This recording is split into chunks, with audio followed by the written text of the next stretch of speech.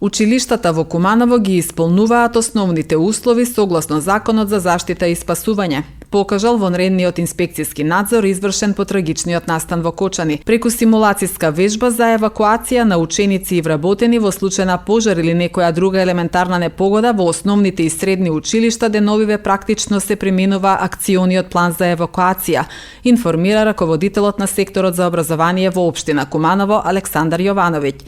Вежбата за евакуација се реализира во соработка со одсекот за превенција при секторот за внатрешни работи Куманово. Раководителот Јовановиќ посочува дека учениците, иако директно не се засегнати, се уште се длабоко трогнати од трагедијата во која настрадаа и средношколци. Од 59 жртви од пожарот, 6 беа малолетни. Значајна улога во справувањето на младата популација со новонастанатата состојба има стручната служба во училиштата, потенцираат надлежните. Еден немил настан од кој не само поука, туку веќе конкретно треба нешто да се преземе. Училиштата работат со учениците, поддршка од страна на стручните служби. Училиштата согласно известувањето кој го добивме од МОН, добивме и насоки од ЗЕЛС, сите оние културни манифестации се одложени на територија на општина Куманово. Училиштата засадија дрвца, го одбележаа символично денот на пролета, некако другите години, како што знаете. Тоа го прославувавме и го одбележувавме денот на пролета, меѓутоа наставата мора да си тече. Училиштата се контролирани и предходно, со нив значи одговорноста или со менаџерите на училиштата, директорите се тие кои се одговорни за училиштата. Ние по оваа одржавме митен состанок со директорите, констатиравме веќе пред Министерството да даде насоки, ние веќе собравме податоци кои ќе бидат доставени и до Министерството и до страна и до ЗЕЛС, како што посочи председателот на ЗЕЛС, основните услови училиштата согласно Законот за заштита и спасување ги запазуваат, така да останува понатаму да продолжат да ги имплементираат тие мерки кои се задолжителни. Паралелно на тоа е направен и вонреден инспекцијски надзор, во кој, како што реков, констатирано дека основните општински училишта и средни училишта на територија на општина Куманово ги исполнуваат оние минимални услови. Секој училиште има донесено правилник за заштита од пожари и експлозии, потоа правилник за елементарни непогоди, потоа училиштата имаат интерни акти како акционен план за евакуација. Веќе во тек се симулација на вежби за евакуација кои училиштата ги спроведуваат заедно во соработка со СВР Куманово одсек за превенција.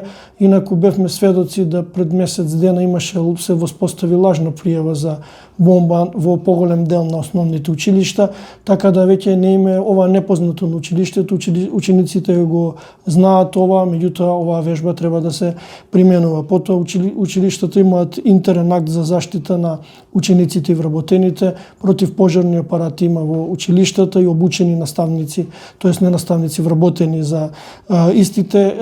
Не сите училишта имаат хидрански мрежи, се извинувам, во училиштата. Меѓутоа проблем е од технички аспект, затоа што и секој училиште нема услови за да се биде инсталирано. Меѓутоа согласно оние услови, исправноста на истите, тоест за исправноста на истите, дали се тоа ПП апарати, дали хидранската мрежа, од се надлежни лиценцирани фирми кои тоа ги одржуваат, а училиштата се строго контролирани за нив од страна на државниот инспекторат преку интегралниот увид во кој се склопува и записник за тој интегрален увид, така да училиштата во тој сегмент се опремени. Паралелно на тоа, уште во 2021 година издадено и второ издание од страна на Министерство за образование и наука и УСАИД за упатство и прирачник за одржување на училишните објекти, така да она што беше пријава за бомби само ни дојде како еден мотив да одржуваат училиштата редовно симулација на вежби и да се надеваме дека не би требало да дојде до некаква ситуација за да бидат неподготвени, така да се она што недостасува ќе биде доставено од аспект на хидранските мрежи, ќе биде доставено до нас и ќе реагираме согласно надлежностите да бидат обезбедени пред се согласно техничките услови со кои располагаат училиштата.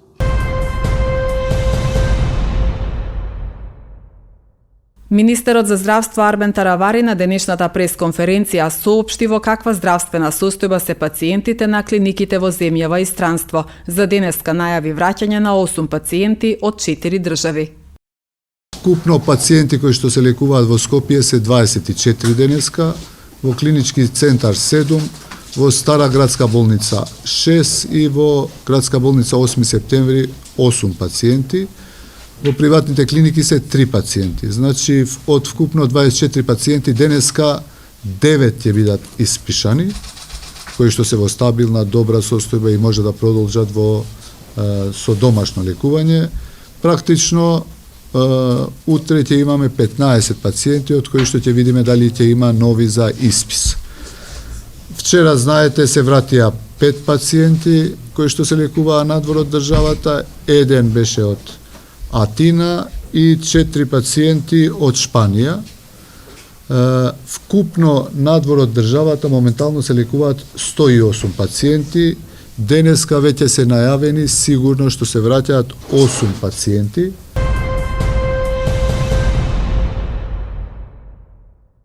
Министерството за внатрешни работи соопшти дека вчера во 16 часот полициски службеници од секторот за внатрешни работи Куманово лишиле од слобода 55 годишен жител на Куманово. При претрес во неговиот дом извршен со судска наредба биле пронајдени и одземени марихуана, дробилка, остри предмети, пушка, куршуми и други предмети за кои постои сомнение дека потекнуваат од кривично дело. Тој бил приведен во полициска станица и по целосно документирање на случајот против него ќе следува соодветна пријава, информира МВР.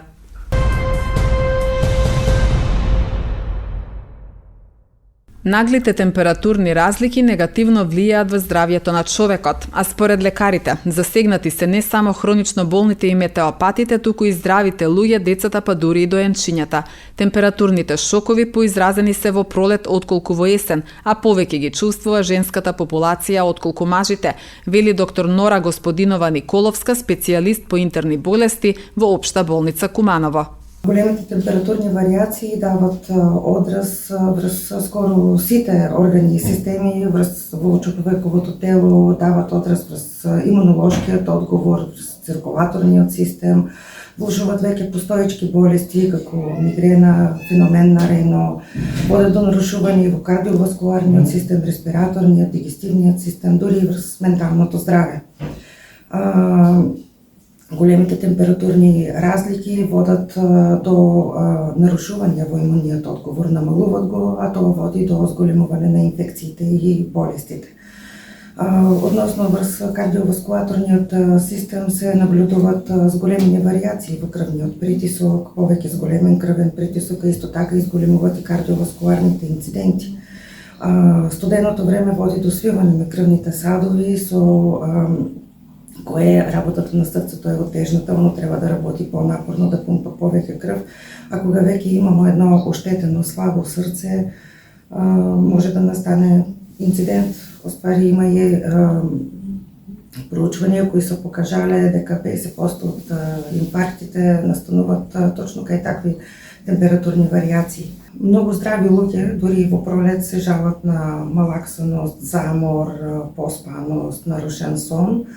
Нема некоја конкретна здравствена причина, односно нема болест, тоа се објаснува со тоа што нашиот организам е веќе истоштен од зимата, имало е намален внес на витамини, краткиот ден и ниските температури водат до нарушување во влачењето на невротрансмисерите, како што се серотонин и мелатонин, тоа води до едно нарушување на сонот, до нарушување на времетраењето и квалитетот на сонот, до несоница преку вечера, поспаност преку ден.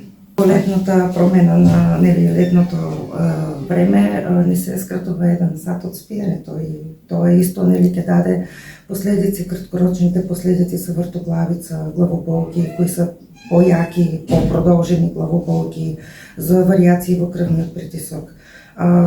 По долгорочните последици се здебелување, кардиоваскуларни болести, респираторни болести. Внимателен избор на облека, односно слоевито облекување, зголемен внес на зеленчук и овошје, повеќе течности, избегнување стресни ситуации, доволно сон и умерена физичка активност, пример пешачење 1 час дневно, се дел од советите на лекарите во справување со големите температурни разлики.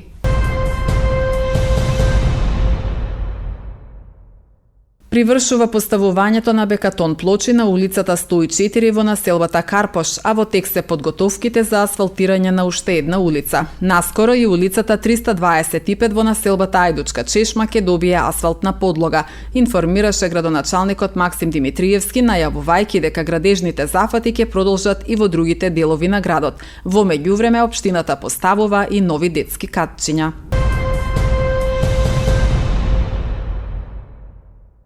Државното средно училиште Киро Бурнас со повеќе активности ги одбележа деновите на екологијата. Изминатите денови беше организирана едукативна интерактивна работилница со ученици од паралелки на македонски и на албански наставен јазик, на која учесниците дискутираа и изработуваат зидни весници со екопораки и цртежи за зачувување и одржување на чиста животна средина. По повод деновите на екологијата беа реализирани и заеднички активности за расчистување на дворот од суви и скршени гранки, собирање и изнесување на сметот, засадување на цветни садници и зимзелени дрвја во училишниот двор. Во нашето училиште негуваме клима на прифаќање и демократско учество на секој член на училишната заедница. Целта на овие активности е со заеднички сили и меѓуетничка соработка да ја подигнеме еколошката свест кај учениците и да едуцираме млади луѓе кои треба да станат одговорни граѓани и да дадат свој придонес за подобра и позелена иднина, посочуваат од училиштето Киро Бурнас. Екоакциите се реализирани по иницијатива на активот на земјоделско-ветеринарната струка и тимот од проектот Квалитетно образование за сите. Зимзелените садници кои што учениците ги засаделе во училишниот двор се обезбедени од јавното претпријатие Чистота и зеленило.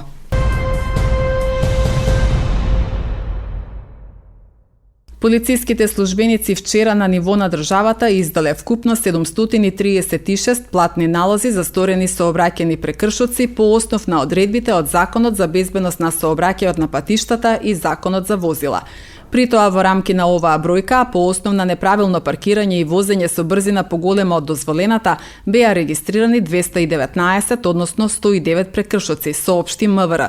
Покрај ова, за возење без возачка дозвола регистрирани беа 76 возачи, потоа 53 учесници во сообраќајот беа санкционирани за неносење сигурносен појас, 5 мина за неносење на заштитна кацига, а пак 16 за користење на мобилен телефон при возење, информира Министерството за внатрешни работи.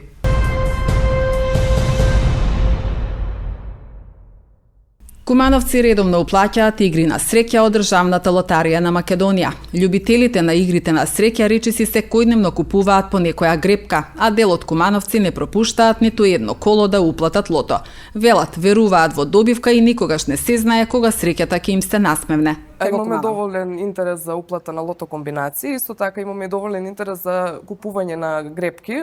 Тука се титаниум новиот за автомобил и за парична добивка и останати се со парична награда. Исто така имаме и во последно време имаме повеќе добивки со 6 погодоци, 5 погодоци, 4. Играјте игри на среќа и очекувајте убави добивки.